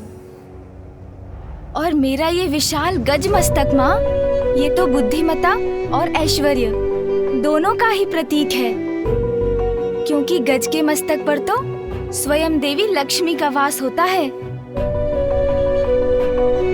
क्योंकि जो बुद्धिमान है वो तो अपनी बुद्धि से ही सब कुछ प्राप्त कर लेता है ना माँ?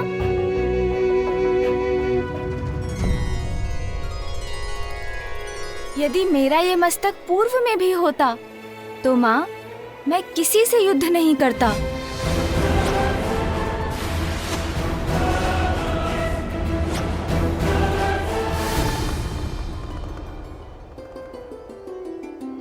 क्योंकि तब तो मैं अपनी बुद्धि का प्रयोग करता ना माँ।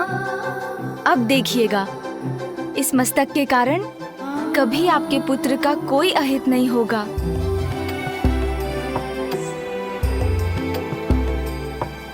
माँ, अब तो आपको विश्वास हो गया है ना?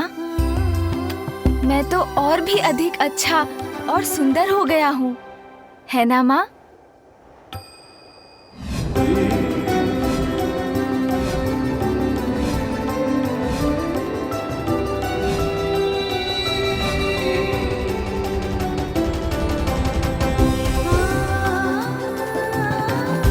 इसका यही रूप तो सर्वप्रथम मेरी स्कृति के रूप में उजागर हुआ था। मैं ऐसे फिर भी नकार रही थी। इतनी निष्ठुर कैसे हो गई मैं? वो प्रकाश जो आपके चित्र से निकला, वो आपकी इच्छाओं का ही साकार रूप था। आपकी कामना ने आकार लेकर आपको अपना आभास कराया है। आपकी ये बिगड़ी हुई कृति भी निकट भविष्य में आपकी इच्छा पूर्ति का ही शुभ संकेत है।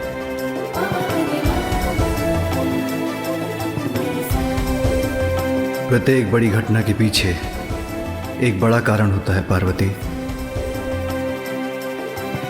तुम्हारे पुत्र ने तुम्हारी कृति के माध्यम से तुम्हें अपने आगमन का संकेत पूर्व में ही दे दिया था पार्वती। हाँ स्वामी, आप उचित कहते हैं। मैंने ही इसे पहचानने में देर कर दी।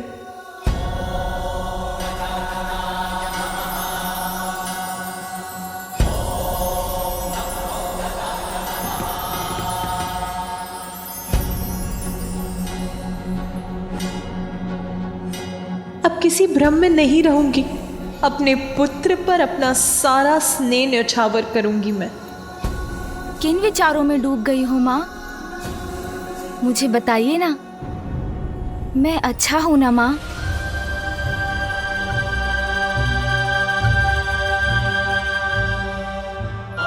इस संपूर्ण संसार में तुमसे अच्छा और तुमसे सुंदर कोई नहीं है पुत्र।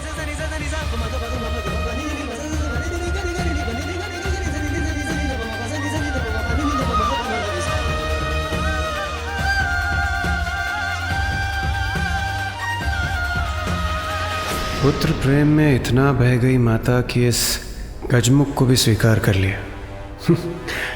किंतु उचित ही है, क्योंकि हम देवताओं का हित तो इसी में निहित है।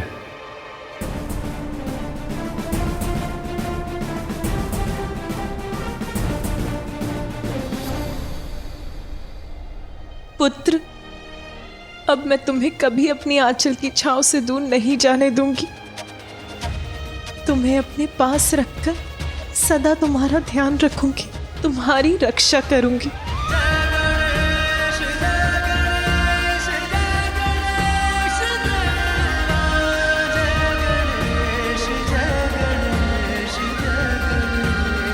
पुत्र, आज तुम्हारे ही कारण तुम्हारी माता पुनः प्रसन्न हुई हैं। तुम्हारे ही कारण उनके क्रोध से हमारी और संपूर्ण सृष्टि की रक्षा हुई है। तुम्हारे जन्म से सृष्टि में अनेकों जीवन रक्षित हुए हैं। तुम्हारे जन्म से संसार का अमंगल दूर हुआ है। सभी जीवों के लिए मंगलमयी है तुम्हारा जन्म पुत्र। इसीलिए मैं ब्रह्मा तुम्हें वरदान देता हूं कि आज से तुम मंगल मूर्ति के नाम से जाने जाओगे। स्वामी श्री मंगल मूर्ति जन जन पूजे होती कामना पूर्ति विघ्नहरण सुखदायक देव गणराया वांछित फल पाया जो चरणों में आया। जय देव जय देव। परम पिता ब्रह्मा आशीष जो दिए, मंगल मूर्ति श्री गजानन हुए। जगमग प्रकाश प्रति ओर हो गया, उल्लासित प्रत्येक छोर हो गया।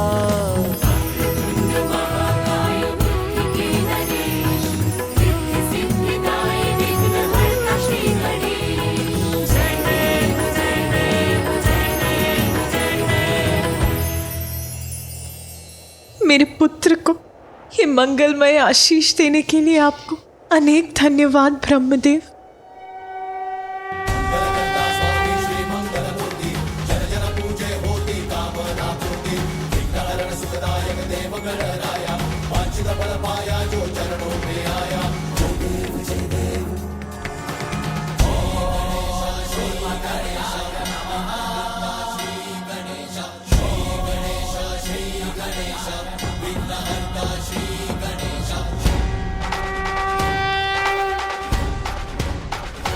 आशा है अब सब मंगल होगा, कोई संकट उत्पन्न नहीं होगा।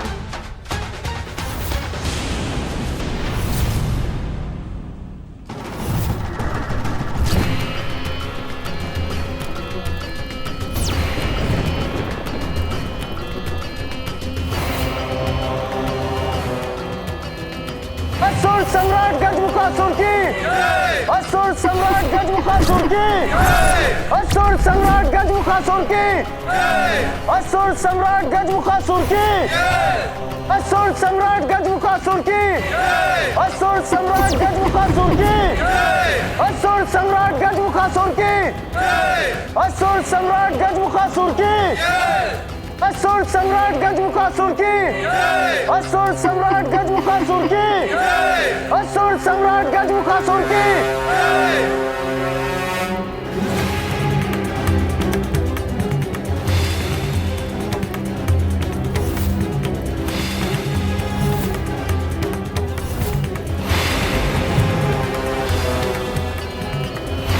असुर सम्राट गजमुखासुर की, असुर सम्राट गजमुखासुर की, असुर सम्राट गजमुखासुर की, असुर सम्राट गजमुखासुर की। सर्वत्र हो असुर साम्राज्य का विस्तार, चहुं दिशाओं में अशुभ ही अशुभ हो, छा जाए अशुभ का अंधकार, देवताओं का विनाश हो। यह है मेरा संकल्प।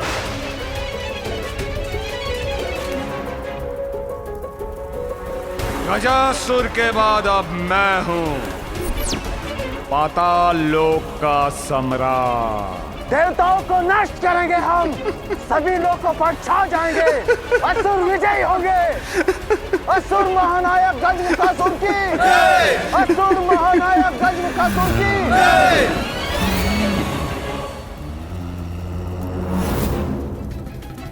सेनापति, क्या हमारी असुर सेना देवलोक पर आक्रमण करने के लिए तैयार है?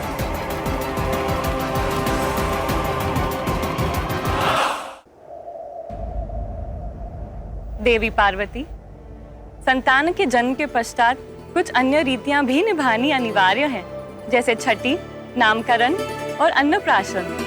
हाँ देवी पार्वती, हमें तो अब आपके पुत्र के छठी के उत्सव में निमंत्रण की प्रतीक्षा है। अवश्य। मेरे हृदय में व्याप्त आनंद एक भव्य आनंदोत्सव का रूप अवश्य लेगा देवी सरस्वती। शीघ्र ही उचित समय पर मेरे पुत्र का छठी और नामकरण संस्कार अवश्य किया जाएगा। और मैं यहाँ उपस्थित सभी देवताओं को भी इस उत्सव में भाग लेने का निमंत्रण देती हूँ। ये कैसी दुविधा है। माता पार्वती के आदेश का उल्लंघन नहीं कर सकता, इसलिए मुझे इस गजमुख के जन्म के उत्सव पर आना ही होगा। नंदी एवं अन्य गण कृपया सभी यक्ष, गण, किन्नर, गंधर्व आदि तक भी ये सूचना पहुंचा दीजिए। उन्हें भी इस महोत्सव में भाग लेने अवश्य आना है। जो आज्ञा माता। देवी पार्वती, आपके सुख में साथ देने तो यहाँ इस उत्सव में सभी बड़ी प्रसन्नता पूर्वक सम्मिलित होंगे। यह तो ऐसा महान अवसर है जिसके अनेकों दूरगामी शुभ परिणाम होंगे, क्योंकि आपके पुत्र के रूप में कैलाश में ऐसी दिव्यता का जन्म हुआ है जिससे सदा संसार का मंगल होगा। मैं तुम्हें अपार स्नेह दूंगी पुत्र, किसी संकट का साया तुम पर नहीं पड़ने दूंगी। असुर सम्राट गजमुखासुर, देखिए मुझे और देखिए हमारी सेना का उत्साह। असुर सम्राट गजमुखासुर, आपके नेतृत्व में हमारी असुर सेना कहीं भी आक्रमण करने के लिए तैयार है, क्योंकि इससे अधिक तैयारी की भला हमें क्या आवश्यकता।